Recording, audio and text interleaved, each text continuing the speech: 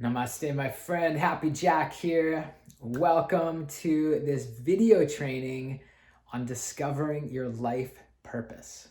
So in yoga, there's a phrase called Dharma, and it's a Sanskrit word from yoga, from back in the day, and it's really about finding your calling, really understanding what is the great work of your life. And so there's really four elements, four stages of this. And first, it's about really understanding, like, what is your Dharma? What is your life purpose? What are the things that make you feel alive, that make you come alive? Because, often earlier in life, it's easy to do what you should do, to listen to the high school guidance counselor, to listen to your teachers, even listen to your parents. For me, by the way, no regrets of the path that I've been on. But initially, I was doing so many things in life to make my dad proud, right? I studied engineering to make my dad proud. Then I got my MBA to make my dad proud. Worked at John Deere, spent 10 years climbing the corporate ladder at John Deere to make my dad proud and both my parents proud.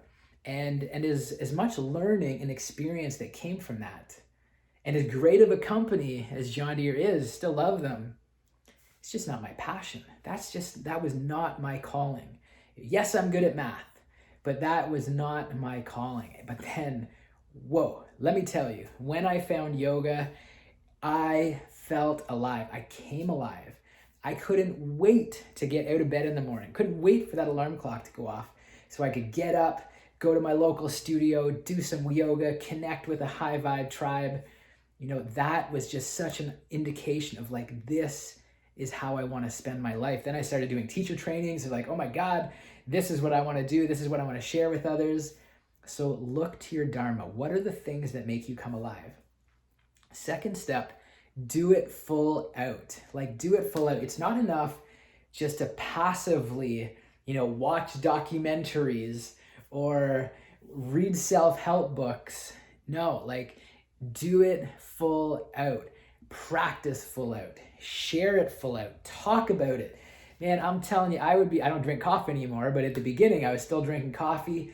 I'd be in a lineup at the Starbucks or Tim Hortons and telling people about yoga, just couldn't shut up about it. So when you discover those things that make you feel alive, whether it's music, whether it's health and wellness, whether it's, some business, some mission, some way of whatever that is, just do it full out. Third element, let go of the fruits.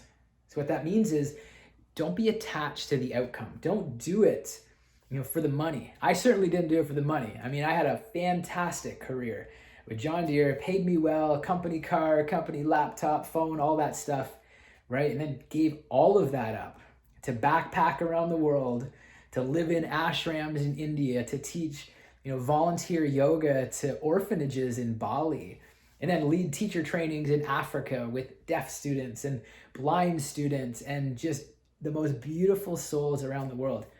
I was not doing it for the money. I was doing it because I loved it. I was doing it because it's the thing. I couldn't not do it.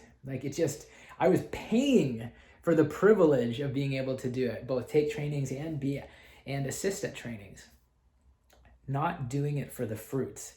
And then, of course, the whole thing, when you do it because you love it, when you just genuinely, this is the thing that makes you feel alive, amazing opportunities will open up. And by the way, your Dharma, it may or may not create some big, huge, global impact. And that's okay. Your Dharma, it's about being true to yourself. You can live a very simple, small life and be totally connected to your Dharma and feel totally alive and totally fulfilled.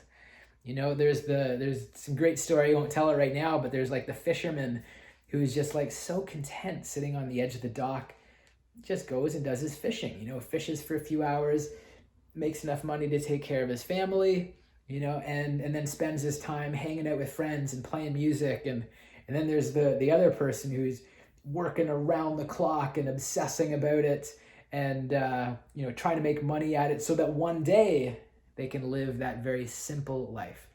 So if your calling is to live a simple life, then by golly, that is what you should do. And then the fourth step is to turn it over to higher power. So in the Bhagavad Gita, which is where these teachings come from, it's either turn it over to God, if that's who you connect with, or turn it over to higher power, or even just turning it over to others, turning it over to the world. When what you do, when your way of being, you're living your life purpose, and you get to share that with others, there's nothing greater. There's the saying, the secret to living is giving.